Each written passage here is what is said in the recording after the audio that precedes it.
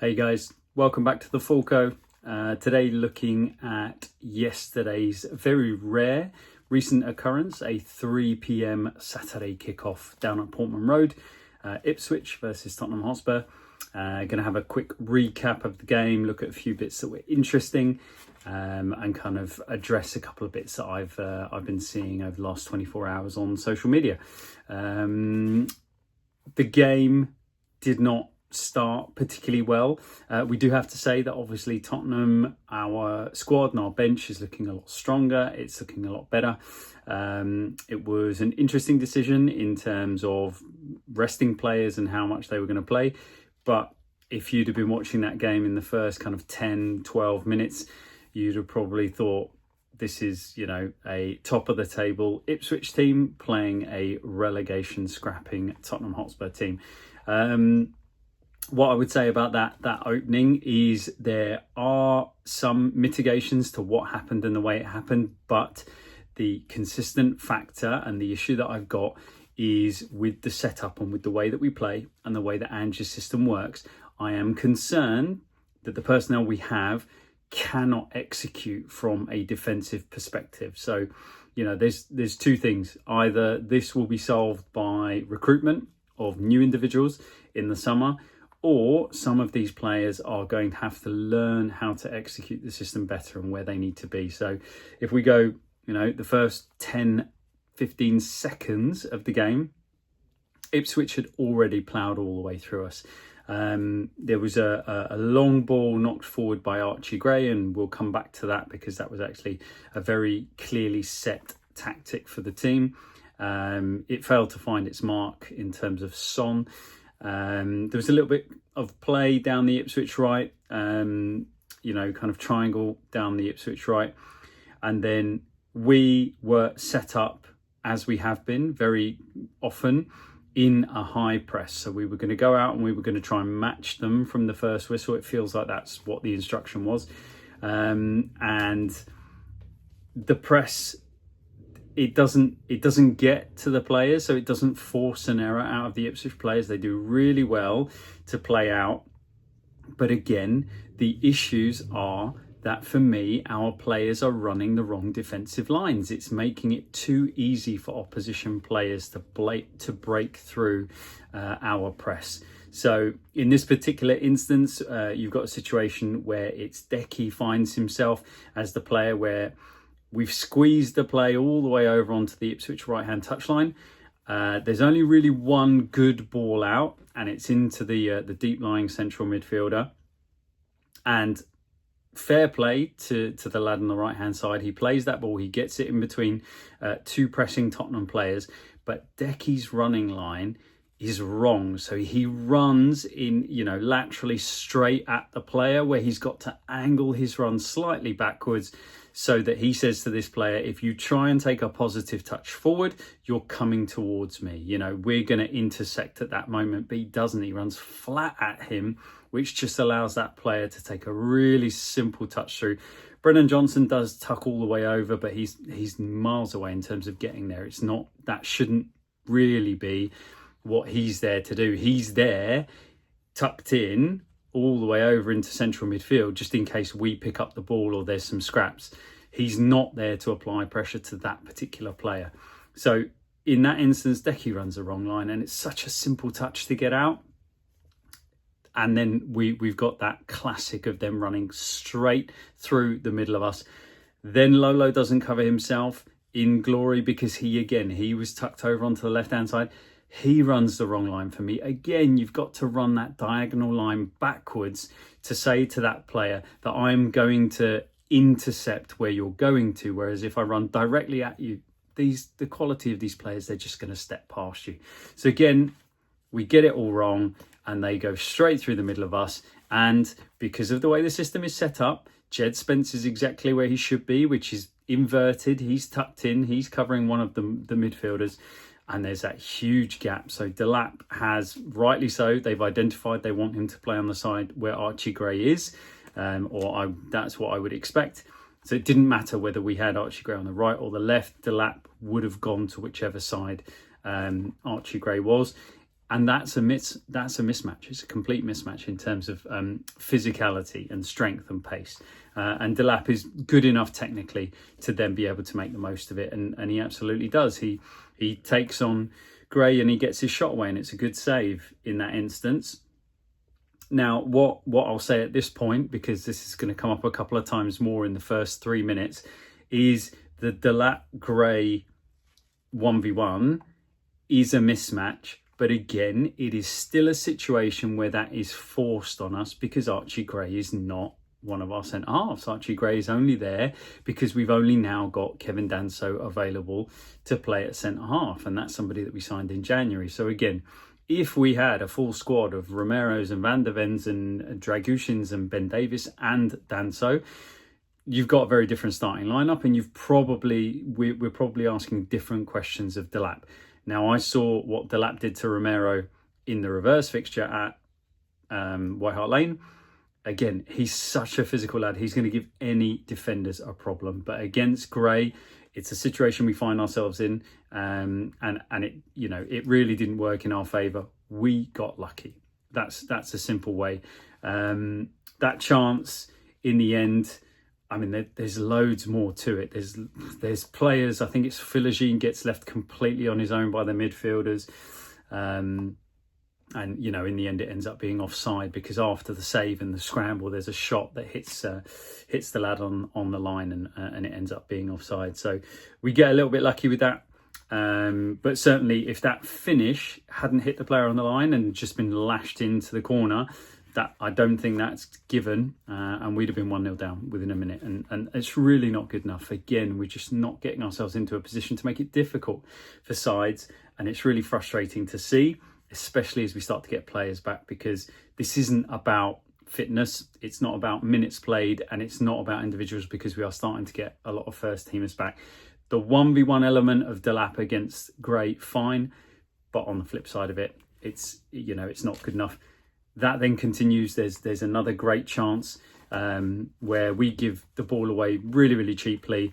I think Jed Spence just rolls it out of play on the right-hand side. They take a quick throw, and again, Delap is 1v1 against Gray, and he just walks past him. And in fairness, Delap should be pretty disappointed that he didn't do better. That wasn't the best of finishes as well. So again, that's something, if Tottenham are interested in Delap, there are bits to his game. He is a bit raw technically, and certainly his finishing. He's got a great kind of powerful lashed finish, and he's a real kind of thundering individual. But he's got to work on some of those bits and pieces. So future notes, just in case Tottenham are interested.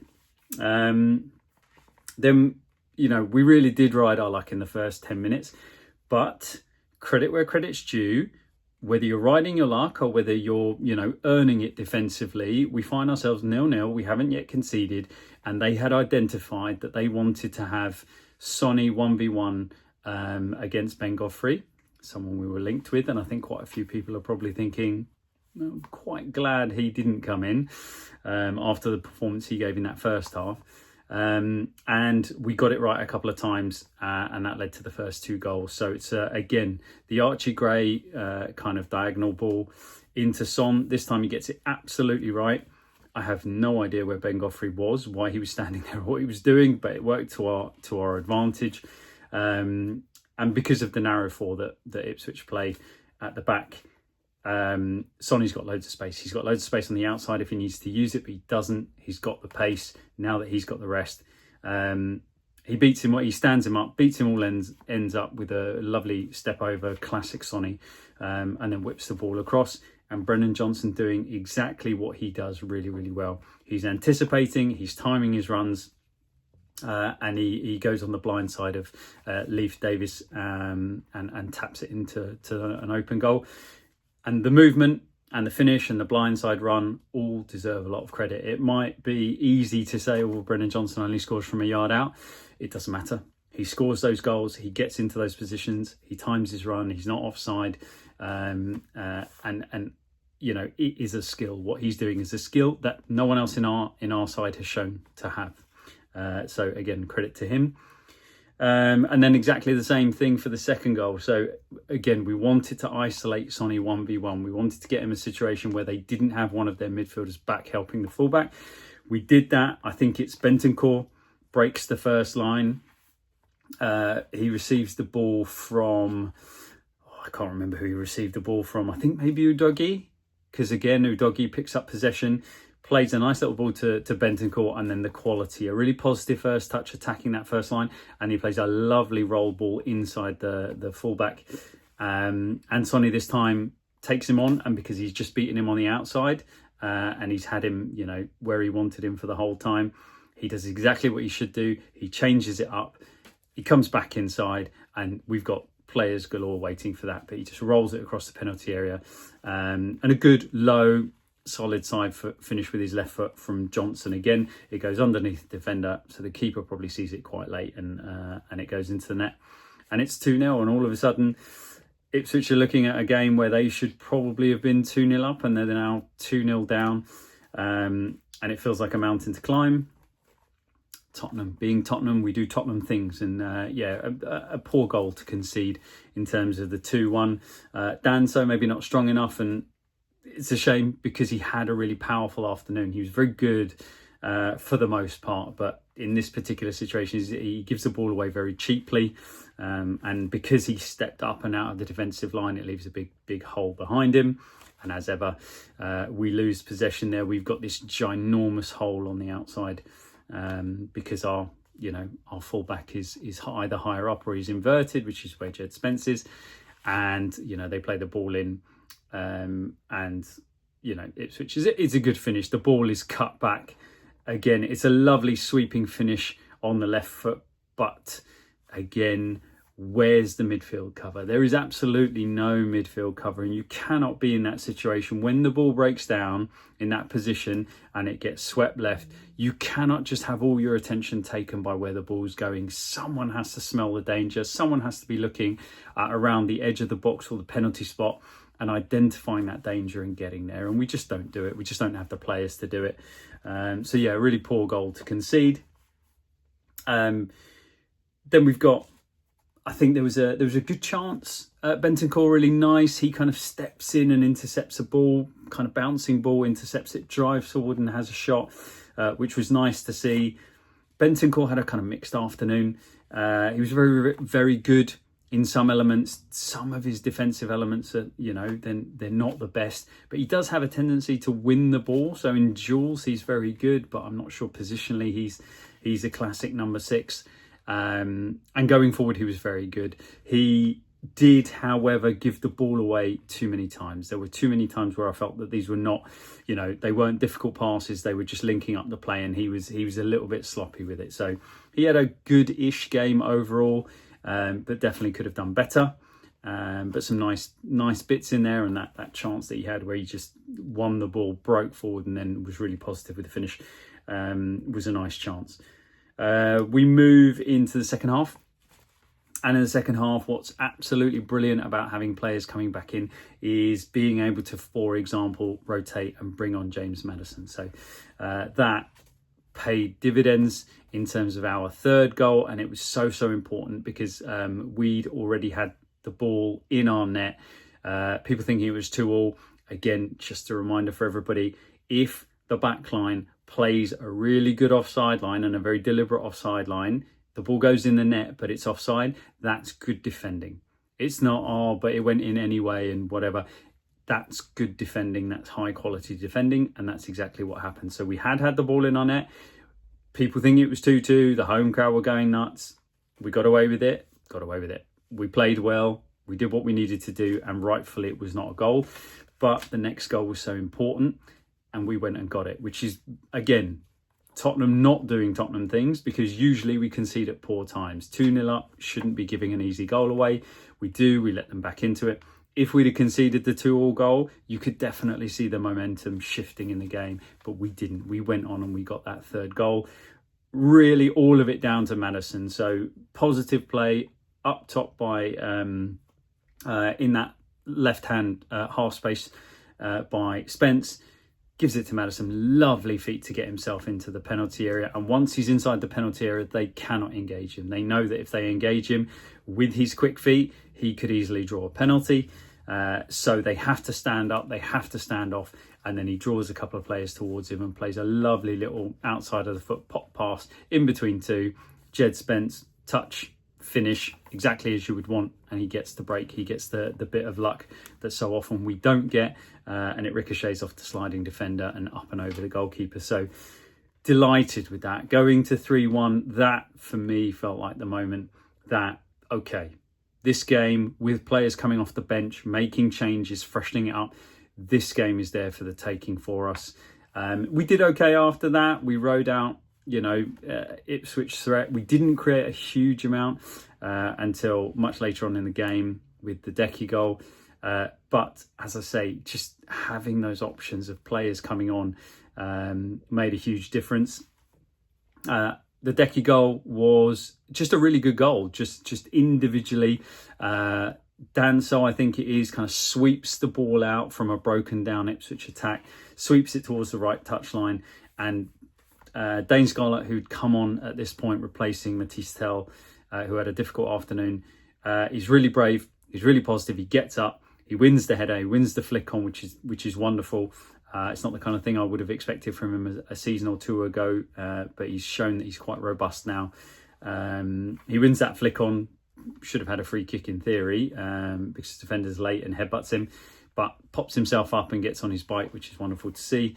But Decky does the rest. So Decky picks up that flick on, and if it's maybe one of the areas of Decky's game that we would probably want to see a bit more improvement, it's either when he's playing on the right or he finds himself in that right-hand half space, is the quality of the finish, right? Too many times we've seen him cut inside on his left and kind of bend it over and wide, whereas this time, absolutely lovely. He steps inside. He's not got a great deal of support, so he has to go on his own, and he bends it nicely, and he bends it low, so it takes a bounce.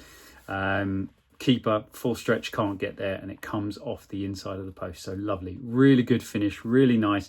Takes the sting out of the game again. So again, you don't have that opportunity to maybe concede a goal 3-2 and all of a sudden the nerves come in. It's 4-1 now, and it feels like the game is done. So that's excellent to see. I think across the 11, a shout out to Vicario, had a fairly good game. He made some good saves, especially very early on, which is massive, obviously, not to get off to a terrible start. He does quite well. Matisse Tell, as I said, had a difficult afternoon. I don't think it's the kind of game that suits him. Playing as a 9 against, strong central defenders and usually having someone like Calvin Phillips standing right on his toes as well. I don't think it's the kind of game that he's necessarily suited to, but certainly it's a game that he hasn't yet learned how to play as a number 9 in the Premier League. So we'll cut him some slack on that one. But yeah, he had a difficult afternoon and, gave up possession a few too many times as well. Other than that, notable performance, obviously Jed Spence, huge credit to him for getting his first Premier League goal. Vicario, good leadership, showing good leadership. Other than that, Berrival deserves a lot of credit for kind of constant energy, high quality, some driving runs, especially later in the game, where it started to open up a little bit as I felt Ipswich were tiring a little, and they were obviously trying to chase the goal. Berrival did really well, kind of being really positive on the ball and driving and breaking lines. So that was really nice to see. And yeah, credit. I think there were things that the coaching staff, having had a week to look at, had identified, and I think those things paid off, and that's exactly what you want to see. So, it makes a huge difference. I know people will look at the fact that Delap had some good chances. I think he had a set piece header as well in the first half, where he flicks the bar or the corner, the angle of bar and post. Again, he's being marked by Archie Gray from a set piece. It's a nice delivery, and he's a really big lad, and he meets it early and quite far out. It's one of those where it's just a brilliant header. But again, you could argue if there was a centre-half up against him, maybe he's under a bit more pressure. But again, we get away with it, and we move on, and we get our third win in a row, which is something we can't say very often. So, performance, okay. Bits to cling on to see that we're implementing them with a week's rest, and we're able to kind of look at those and refresh the team at the 60-plus minute mark. Or in second half, and we move on. We've got a very difficult game in midweek. We've got Man City coming. I don't think Man City are the team to be feared, but even when Man City were the team to be feared, we've always had a good record against them. So again, in the Man City game, I'm not now so worried about the result, because 3 wins on the bounce has put us in a really nice position with a couple of games that we should in theory be targeting to win coming up afterwards.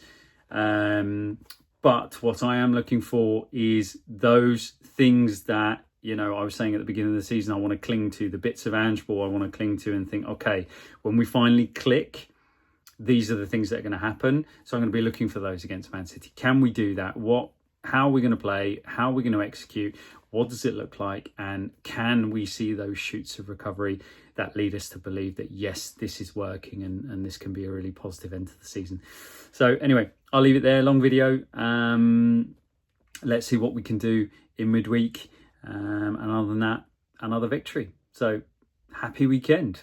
Anyway, I'll leave it there. Come on, Tottenham.